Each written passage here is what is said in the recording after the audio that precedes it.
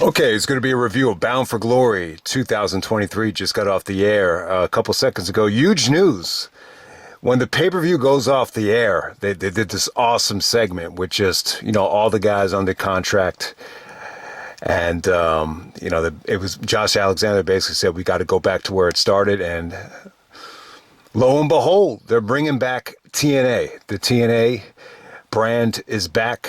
And I'm really happy about it. I was actually just going to call this review Bound for Glory 2023. I don't even like putting the Impact before the the name of the pay-per-view. So I think it's really, really cool. I think they know TNA has an awesome legacy. No matter what you want to say about some things that happened in the past, you can't deny it. I love talking about old school TNA. So great moment. Probably ended up being one of the highlights of the show. But if you have not seen this show, it was pretty damn good, man. Will Ospreay and Mike Bailey, I think they stole the show. I think the match is incredible. I wouldn't say it was as good as the Forbidden Door match between Omega and Ospreay, but it was pretty damn close. I would even put it above, Zack Sabre Jr. and Bryan Danielson. That's a tough one, man. But man, that's an example of a match that just took you into another world, took you into a zone that, like, straight out the gate, they went hard as hell. So Mike Bailey, Will Ospreay, definitely the match of the night. I thought Josh and Alex was good. I thought it was a great follow up. Better atmosphere than last year's match between Josh and Alex Shelley. And, Alex Shelley actually retains, the Impact Championship. But, another great war between them. I thought Josh Alexander looked really, really good, for his first match back. I thought you had two great matches. Everything was good. I think it was a fun show. We're going to start off with KENTA coming out to take on Chris Sabin for the X Division title. I thought this was good, man. I thought it set a nice tone. I mean, did KENTA set the world on fire here? I would say no. But, him and Chris Sabin had a really good match, really fun match, competitive, good atmosphere. I think the crowd here in Chicago was pretty good. It wasn't the biggest venue in the world, but it was definitely a step up from the previous, Impact shows that I've seen in terms of the atmosphere. But KENTA looked good. Lots of nice strikes. There was a couple of really nice baseball kicks into the corner. Sabin hit some really nice, running insecurities. I thought it was crisp. It was competitive. Sabin stays away from the go to sleep, ends up hitting the cradle shock, to put KENTA away, and just a little bit over 10 minutes. It was solid stuff, man. It was good stuff. KENTA was a little bit of a prick here. He did a lot of teasing to the crowd with the middle finger, and it's almost like evil KENTA. It almost reminds me of Superman 3 when Christopher Reeve became evil. And just something fucked up happened to him. That's the vibe I get from KENTA now. But he's still good. He's still interesting. He's got a unique, vibe about him now that he's a little bit older and that he's a little bit more of a heel. But think about it, man. This would have never happened back in 2006. Like when Sabin was doing the jackass stuff to get a clean victory over KENTA. But that just shows you never know what might happen. And I would definitely say Sabin's probably the better worker now, at this stage. But it was pretty damn close. It was pretty damn even, man. I really enjoyed the match. Is it as good as you would have expected? Not really, but still good stuff between them. It was a dream match for me. I would definitely say so. I thought it was cool. Good opener right there. Next up, you had the Monsters Ball match. You have PCO, Steve Maclin, Rhino, and Moose. Looks like Moose is going to get the title shot at Hard to Kill. Which is kind of baffling to me. But this Monsters Ball right here, same thing, kind of going back to tradition with it being a four-man's Monsters Ball since the original Bound for Glory. And once again, Rhino's in the match. He was in the original Monsters Ball, so I thought that was cool. PCO was great here, man. I mean, he doesn't look great in the ring when he's like delivering punches, but he busted his ass out there. He took a nasty bump into a ladder, a backdrop into a ladder. He took a nasty, lots of nasty stuff from PCO. So he worked really hard. He took probably the biggest bumps in the match. Bully Ray came out and knocked Steve Maclin into some like wooden barbed wire. That was a nasty bump too. And Bubba was like, who's soft now? So Maclin must wants to talk some trash to Bubba about being soft. I just think Rhino just looks heavy as hell, man. He looks huge out there. But, you know, I thought it was fun. I didn't think it was great. You know, Moose did his thing. You know, this is a very violent match. I thought they did the best they could. I really did, considering, you know, the limitations. It's not the most attractive mix, you know, for a Monsters Ball match. Nowhere near as good as, you know, the initial one at Bound for Glory 2005. But I thought it was solid stuff, man. Okay, so next up for the tag team titles, you got the Rascalz defending the belts against ABC. So the Rascalz is Zachary Wentz and Trey Miguel, this version of the Rascalz. And then ABC is actually Chris Bay and Ace Austin. So pretty, you know, crazy storyline right here. You actually had a team actually pay, you know, to take the belts off of ABC. And, you know, the Rascalz, you know, they spray painted the titles. I think, you know, ABC, because of, you know, Chris Bay's Feast or Fired, he was able to cash in on the title shot here. So there's a lot of like crazy storyline stuff that, you know, was a little bit tough to follow, you know, in the video package. But I thought this is a good match. I think they packed in a lot of action in the 10 minutes. You know, once, you know, it was a little bit tough to get into at first, but once this got going, it was pretty damn cool. You know, the Rascalz were doing a lot of bitching to the ref.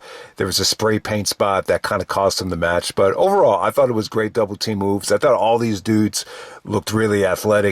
You know, lots of ace crushers, lots of double teams, lots of flips, and yeah, great stuff, man. Chris Bay and Ace Austin, you know, the crowd popped huge, you know, when they won the match, and once they got into a little bit of a rhythm, you heard really solid, you know, this is awesome chants. All right, next up we have Will Ospreay. Yeah, taking on Speedball Mike Bailey. I thought this was great. I totally forgot this is supposed to happen at Impact United, you know, back during WrestleMania weekend. So yeah, that was really snake bitten not to get Will and Josh Alexander on that show, man. That really did suck, but we got to hear Bound for Glory, and blessing in disguise, man. It was an awesome match, definitely the match of the night. I would definitely say one of the best matches of the year. You know, straight out the gate, I just thought they brought it. You know, it just had, you know, so much intensity, you know, so much hard hitting action, just so many, you know, back and forth with the kicks. I mean, Speedball's kicks were great, and you know, Ospreay was able to match it. That one sequence where, you know, they would just kick the crap out of each other, and then Ospreay ended the sequence with that back fist, you know, to the back of, you know, Speedball's head, and the crowd just went crazy for that. That was pretty sweet. You know, Speedball did some awesome counters to the Stormbreaker that came off really good. You know, Ospreay kicking out of the, you know, Ultimo Weapon. You know, Ospreay kicking out of the Fisherman's Buster off the top rope. That was sweet. And man, the one near fall that killed me, man, was the man, I guess Ospreay called it the Stormbreaker 93. It was he didn't hit the Stormbreaker, but it was more of like just a Stormbreaker on the neck, and then Speedball kicked out of that. That was like really, you know, I could not believe that kick out. You know, the way Speedball kicked out of it, it was almost like he didn't even want to kick out. It was pretty damn cool. And then you know, Ospreay goes over with the Stormbreaker, but it was a sweet match. The degree of difficulty on some of these ace crushers that they pull off on the ring apron, it just looks very dangerous, man. But you know, Ospreay gave 100%, man. Huge fan of AJ Styles. He busted out the Styles Clash, and Speedball kicked out of that. That was pretty damn cool, you know, because, you know, I think Ospreay said they were even mentioning the Unbreakable Three-Way, and that inspired Ospreay. And I know Ospreay's a huge fan of AJ Styles. So yeah, man, that match really delivered. I thought it was awesome. You know, I was a little bit worried because, you know, sometimes when they just announce these matches, you just never know. Like you don't know, like, you know, how it's going to come off, and, you know, who's going to show up, because, you know, there really wasn't any storyline, you know, announced to it. But yeah, this was pretty damn sweet. It was awesome. And then next up we have the you know, the 20-man Call Your Shot, you know, Battle Royal. You know, I really, usually I don't care for these matches, but this was definitely a step up from you know, the last couple of ones, especially the one from 2021. I could not stand that one, but this one was a lot better. I think it started off with Jake something and Eddie Edwards. The highlight for me was actually Sonny Kiss, you know, because you had just seen, Tony Khan, in one of those last couple press conferences, I think it was at All Out, someone asked him about Sonny Kiss, why he's not on the roster. He's like, I like Sonny Kiss. He's a great wrestler, but we just can't find any time for him. So here you go. I mean, I thought Sonny Kiss was really entertaining. The reaction came off great. I thought everything came off really, really good with Sonny Kiss. Matt Cardona, big entrance from him. Myers came out as well. Those guys were in it almost to the end. And then it came down to, Bully Ray and Jordynn Grace. Gresham was in there for a little bit. Didn't spend too much time in there, but you got to see a lot of cool stuff here. It's a big match. It's a big pay-per-view. You got a lot of nice surprises, but the ending between Jordynn Grace and Bully Ray was pretty damn good. So Jordynn Grace wins. She goes over. She gets up Bully for like I forget what she calls it. There's a different name for it, but it's almost like a version of the Welcome to Japan. And it looked pretty impressive to see a woman do that on someone that used to be like almost 400 pounds. Pretty damn impressive. Jordynn Grace just keeps getting thicker and more muscular. I mean, she could probably destroy me in the weight room right now. So yeah, man. I mean, she was pretty damn impressive there. All right, so from there, I think you got Trinity and Mickie James, Hardcore Country. I thought this was a solid match. It was a good experience. It was a lot of fun. The atmosphere was good, positive. It's tough to follow, a battle royal that goes on for almost a half hour. It really is a pain in the ass to follow that. I thought they did a good job of it. Naomi came off with a lot of energy, lots of life. She did a good job of, promoting the match in Chicago. And, yeah, I mean, it's just not a lot to say about it other than the fans were into both girls. They did some really, really, unique, moves out there. It was competitive. It was hard fought. It wasn't pretty at some points, but overall the finish was good. And, there was that one pile driver, it looked like Naomi might have got knocked out, but Trinity, she fought off that Mickie James DDT. She was able to kind of maneuver that into her submission.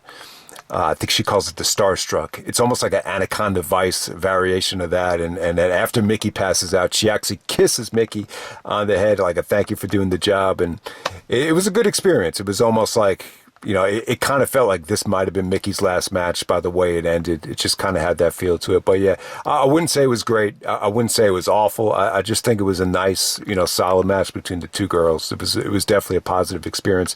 And then the main event, we got Josh Alexander challenging Alex Shelley for the Impact Championship. Yeah, I watched a little bit of the Emergence match from last summer. I just wanted to test the stream to see if it was working on the browser because I didn't want to pay for it if it wasn't compatible with the browser because that would have been a waste of money. But yeah, the match from Emergence last year, I forgot how bad the atmosphere was. It just felt very indie. I thought the match was great last year between Josh and Alex. What really stood out is just some of the counters with Josh's pile driver were just insane. So yeah, I mean, that might have been the better match, but I definitely think this had much more of a lively atmosphere. It felt like a bigger match. It felt like it was a huge match for Shelley. Shelley really can't, solidify himself as champion unless he goes past Josh Alexander. I just think it kind of came off like a foregone conclusion. Like Josh is definitely going to win this thing because this is his first match back. But, I thought Josh looked great. You didn't see any ring rust. I didn't think he jeopardized his style or toned down his style, anything like that. I thought this was a solid match between, Shelley and Josh. I mean, once again, you just saw great counters here. A lot of the counters were playing off of, Shelley's move, the shell shock. I mean, he was just relentless with the shell shock. I think he hit it twice to put Josh away. But yeah, the ending came off great. But Shelley pretty much won in convincing fashion. But overall, I thought this was good. I mean, they got 22 minutes out there. It was hard fought. Josh hit some, a beautiful, version of the Chaos Theory where it was almost just like not exactly a chaos, but there was a little bit of stalling between the German. And I thought that came off great. Shelley hit the sliced bread on the outside. Josh, did the tribute to Bret Hart with the figure four around the ring post. I thought that was cool. But yeah, very competitive match. Just no nonsense. I loved it, man. Loved it. And I think it's great stuff. And then in the aftermath, Alex just kind of celebrates, and Josh puts the belt around Alex just to kind of give him a stamp of approval. So yeah, definitely. I mean, you got to be proud of Alex Shelley. From the days of getting kicked out of Generation Next to the days with Kevin Nash. I mean, he's come a long way to be the champion, the knight that they're reborn as TNA Wrestling. It's got to be a huge moment for him, huge moment for both guys. So I'm just happy for the company. I'm just happy that they're still alive, and it's just good to have an alternative. It's definitely good. I mean, it definitely feels like a nice alternative. So I would definitely say, Ospreay definitely stole the show with Mike Bailey. I mean, just as good as, probably even better than I expected. I mean, the atmosphere was great. Like, let me just make clear, the atmosphere was frigging great for that match. And then Shelley and Josh, like, I'm not going to say it was, technically better than the Emergence match, but to be honest, it felt like a step up in terms of importance, crowd reaction, just getting the belt back where it belonged in terms of, the prestige. And so, yeah, I'll just end it right there. That's Bound for Glory 2023. I thought it was a really, really good show. I mean, definitely wouldn't say an amazing show from start to finish, but definitely, a really, really good Bound for Glory. I would say this is going to end up being one of the better Bound for Glories that they've done. So check it out.